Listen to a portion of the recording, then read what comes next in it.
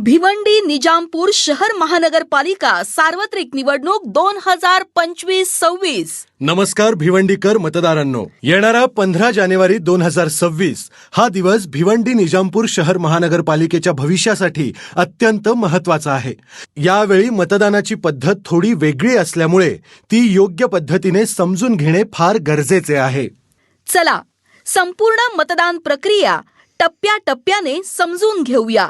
पहिला टप्पा तुमचा प्रभाग आणि मते. यावेळी निवडणूक मल्टी मेंबर वॉर्ड पद्धतीने होत आहे, त्यामुळे एका प्रभागामध्ये 4 किंवा 3 उमेदवार असतील. म्हणूनच एका मतदाराला वेगवेगळ्या जागांसाठी 4 किंवा 3 वेळा मतदान करायचे आहे. महानगरपालिकेत एकूण 23 प्रभाग आहेत. त्यातील 21 प्रभागांमधील मतदारांना 4 मतं द्यायची आहेत, तर प्रभाग क्रमांक 15 आणि 22 मधील मतदारांना 3 मतं द्यायची आहेत. दुसरा टप्पा ईव्हीएम मशीन बद्दल माहिती. मतदान केंद्रावर कमीत कमी 2 आणि जास्तीत जास्त 4 ईव्हीएम मशीन असतील. बॅलेट मशीनवर प्रत्येक जागेसाठी वेगवेगळ्या रंगाची मतपत्रिका असेल. अ.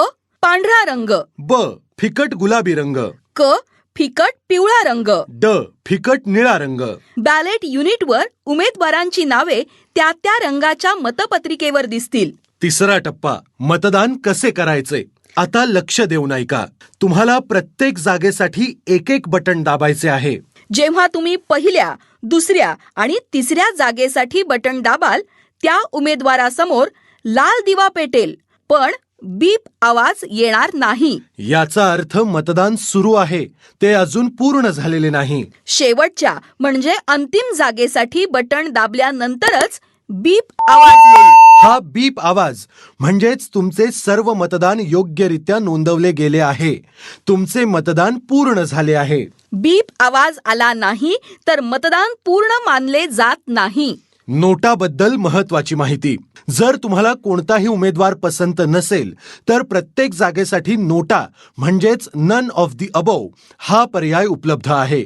तुम्ही त्या जागेसाठी नोटाचे बटन दाबू शकता. मतदानाची तारीख आणि वेळ गुरुवार 15 जानेवारी 2026 रोजी सकाळी 7:30 ते सायंकाळी 5:30 पर्यंत. वेळेत मतदान केंद्रावर जा, ओळखपत्र सोबत ठेवा आणि योग्य मतदान करा. आपले मत आपला अधिकार. चला येत्या 15 जानेवारीला मतदान करूया. लोकशाही अधिक बळकट करूया.